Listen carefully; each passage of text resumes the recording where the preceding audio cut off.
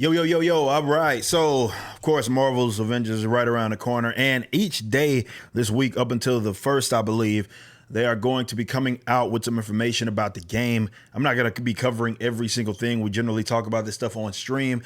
However, the co-op one came out today. They had a blog that they put out, and we're going to talk about it and discuss it because with a lot of us, that's the main reason why we are getting the game. That's why we're excited. It's the you of course you have your different builds and stuff in terms of the different characters that you can play with, but it's about taking those and teaming up with other people in more of an online RPG setting. So let's go through what we know about it. So it's called Marvel's Avengers, everything you need to know about co-op. With over 80 plus Warzone, Drop Zone missions available at launch, you've got lots of options to play in Marvel's Avengers and who to play it with. They're basically saying that you can team up. You should know this by now. You can play solo if you like, but yeah. The key terms. So they got this reassemble campaign. The original Avengers story that follows Kamala Khan as she sets out to reassemble Earth's mightiest heroes. I believe they are referring to the main campaign, which is single player, if I'm not mistaken, most of it, if not all of it. And you'll be playing as the 6 different characters. Now we have this Avengers Initiative. The Avengers Initiative is the heart of our expanding world, where you can jump into online co-op. Here you can continue to hone your team while playing through an interconnected series of stories, missions, and personal hero arcs. The Avengers Initiative will evolve over time with the addition of new heroes, villains, regions, and gear for years to come. Free edition, that is. So you have the War Zone, which is obviously where you access everything to get to these different missions. You have the war table. That's wrong. The war table is what I'm referring to. The war zones are the actual missions themselves, going up against AIM and the other different things, getting the rewards and so forth. You access them from the war table. Strike team is, of course, you assembling your own squad of 4 bros or 3 bros if you include yourself, and y'all go fight. We have the hero level. This is the individual's hero's total level, which is increased by gaining XP. The hero level affects enemy drops, chest rewards, and skill point availability. So that's, they have 2 different levels. You have the basic level, which I believe it's the hero level, of course, but that goes to 50 if I'm not mistaken. I mean, that's how you're getting all the skills to unlock with each individual character or whatever character that you decide to play with. For those of us that will be maining characters, because we don't have any desire to sit here and play as every single one that exists. And then you have the power level, which of course is tied to the gear and whatnot. I don't know the max. We heard 300 at first, then the trophy thing came out and they said 150 or 200 or something like that. So who knows what it will be in the final game. You got the challenge rating. This is chosen difficulty by the war zones. Y'all know I'm not the biggest fan of this. I think this is just a gimme for the accessibility for the game. What I don't want is that they try to have to dumb down the overall levels in the event of trying to make it too accessible. That is a thing that games have done in the past, and it can be for at least the long term, a terrible idea. So hopefully those levels, all the levels are, look, we played the beta. We played hours of the beta. Brutal was not hard enough, to be completely honest. I think that can be bumped up a lot. But again, because they're trying to take all of these missions and say, as they're building them out, give them 4 different levels, which you have, I believe, is easy, normal, basically hard, and very hard, which is brutal. So that I don't like. I've never really liked that idea. I know the accessibility thing is, and maybe it'll work out, but I would much rather the missions just be the missions, and if they're easy, they're easy. They're difficult, they're difficult. But we'll see. Co-op mission types. All right, here we go. Unlike in the beta, you want to jump right into Warzone's co-op play at launch. You can. There are several types of Warzone missions that you can access. So you do not have to play the co-op campaign for those of you guys, or not the co-op campaign, the main campaign for those of you guys that don't like Kamala Khan, for example. You do not have to play as her ever. You can jump right into it. I don't know if they have like a a character unlock. Like maybe you have to play a certain portion of it, but not all of it to get all 6 characters. I have no idea what that's going, but they've been really hammering home this idea that you can jump right in and you'll be able to play it. So we got faction missions. In addition to reassembling the Avengers, players will help rebuild outposts for their allies. S.H.I.E.L.D. suffered greatly after the disbanding of the Avengers, and the Resistance formed as a direct result of AIM's increasingly authoritarian. Interesting choice of words. Activity worldwide. Players can take part in missions to provide these factions intel, supplies, and defend them from AIM attacks. So you have these faction missions they're tied to, and if you've been paying attention to any of this, seems like some of those are tied to like what's going on in the helicarrier. You're going to be able to get different maybe like gear and such you're going to be able to do for certain factions, and it'll get you rewards for it because you've been building up this sort of rapport with this faction. You have the drop zones, and these are short missions. We played a lot of those in the beta. You have the shield vaults. Vaults are explorable spaces that take some legwork to uncover. To access a vault, you have to locate the coordinates from hidden shield caches around the world. Once you've found the entrance, you must fight your way inside to breach. Before you reap the rewards. You have harm rooms. We already know what that is. It's basically the room where just random enemies pop up. So if you do want to do that, you are able to do that. You have hives. Hives are AIM strongholds located throughout the world. The Avengers must uncover their location and fight their way through a gauntlet of increasing AIM defenses in order to disable them. Villain sector missions culminate with a boss fight, such as the notable Marvel villains working in tandem with AIM or other organizations, extra deadly constructs. So basically, that's the big boss fights, the missions with the big, I don't know what's up with this seat. So, all right, the mission flow. Once you're ready to start a mission in the Marvel's Avengers, the flow is as follows. Mission selection. Seems pretty obvious. You go select the mission. Lobby load. Players load into the game lobby. If you have matchmaking enabled, this is where your strike team will assemble. Okay. Already up. Of course, that's pretty self-explanatory.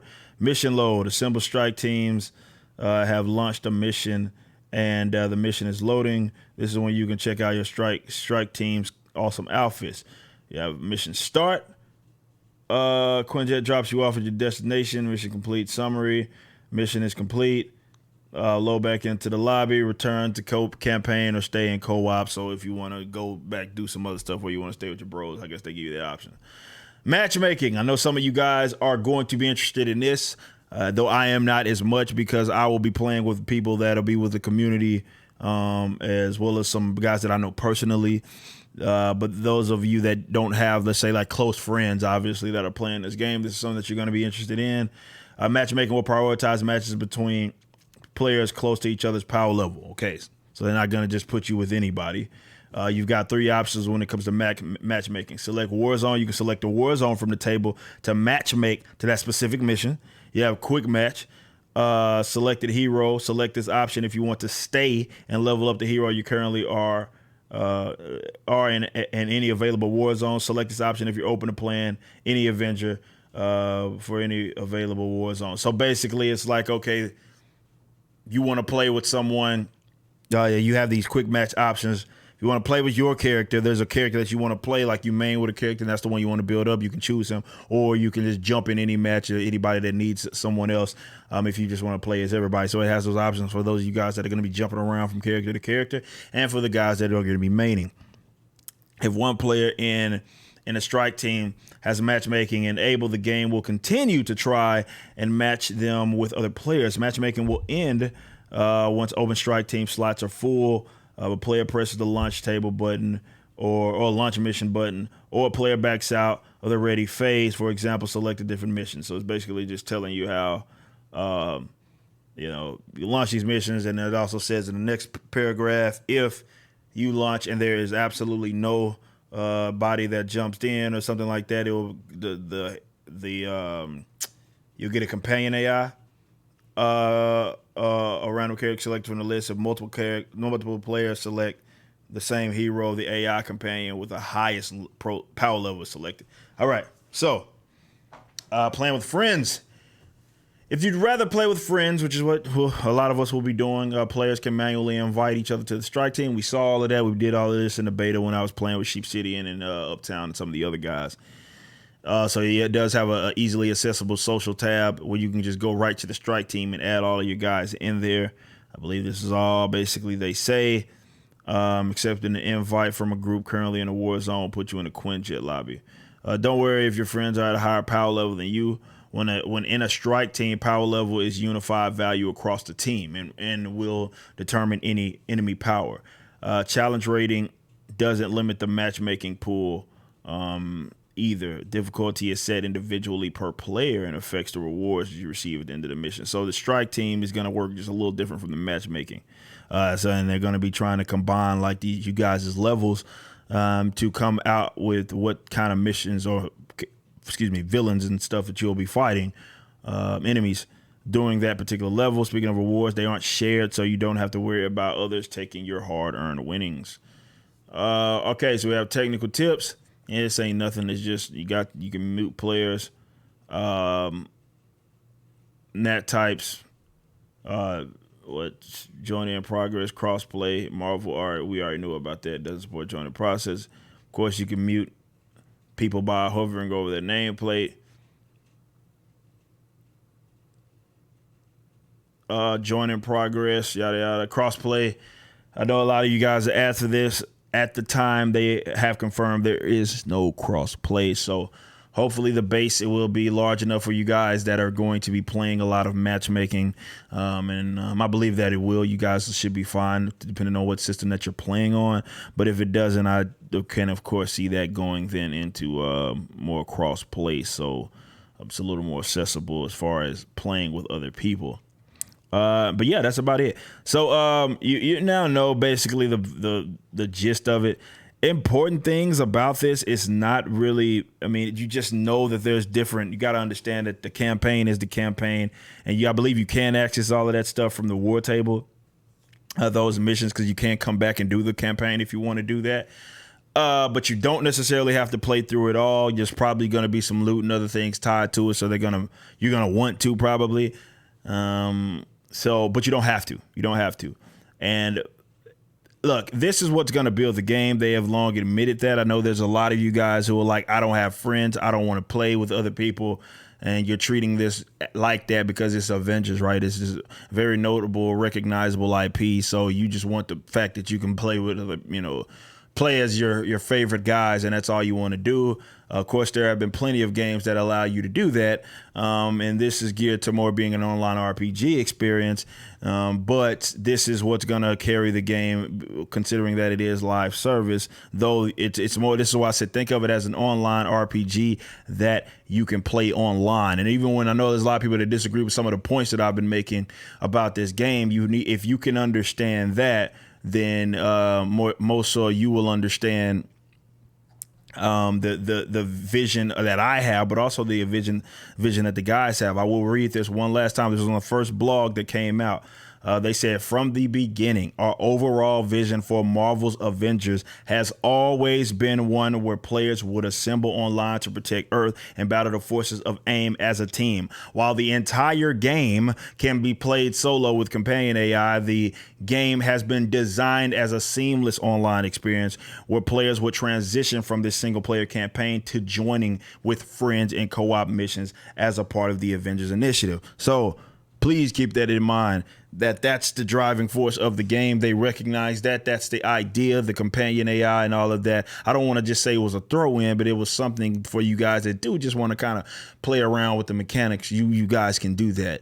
But as far as like my expectations and others guys like myself, that's why we have our expectations where they're at regarding this RPG element, which is what excites us about the game, and the fact that it has that online RPG cooperative experience there. That kind of forms a lot of the positions that we have in that regards. I think because again, it's attracting those types of guys that are just in for like kind of mindless Avengers beat 'em up fun.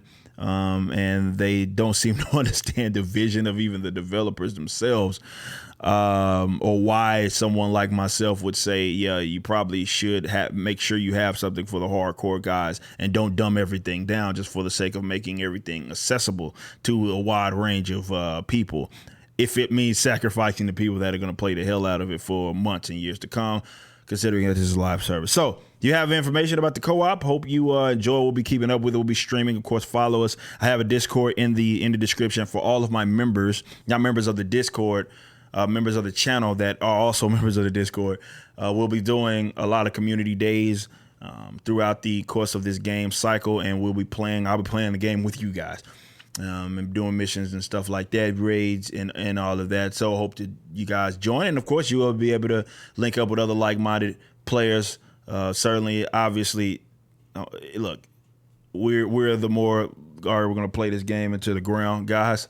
So if that's your type of thing, I know you can get lost in those Reddit forums that it seems like you're just surrounded by casuals and normies. No disrespect to those guys by any means, but certainly feel free to join our community. There's a lot of us that plan on playing the hell out of that. And if you need someone else to play with, again, not me, it can be one of the community members. Feel free to do that. We'll have a channel and all of that for you guys to link up and play this game. So I hope to see you guys there. Until next time, y'all be easy. Peace.